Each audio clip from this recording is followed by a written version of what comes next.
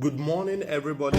Today is 20th of June 2024. Today we are going to be talking about neglect or childhood neglect. So what is neglect? Neglect is the ongoing failure to meet a child's basic needs, and the most common form of neglect is child abuse.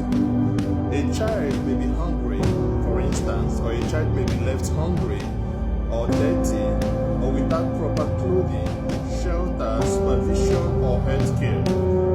These can put children and young people in danger, and it can also have long-term effects on their physical and mental well-being.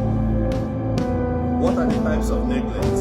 We have physical neglect, whereby a child's basic needs such as food, clothing, or shelter are not met, and they are not properly supervised or kept.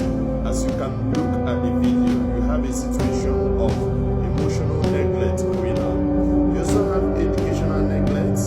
The parent doesn't ensure their child is given an education. You also have emotional neglect. A child doesn't get the nurture and stimulation they need. You also have medical neglect. And what is this medical neglect? Medical neglect is a situation whereby a child isn't given proper health care.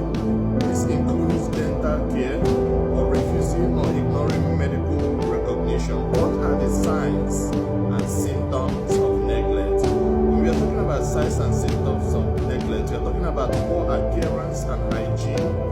They look very dirty and tattered in the eye. You also have health and development problem. You also have housing and family issues.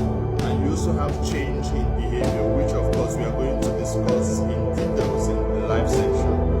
Now, if a child reveals abuse, what do? You have to listen to the child very carefully. You have to let them know that they have done the right thing by telling you. And how do they reveal this abuse? By telling you how their parents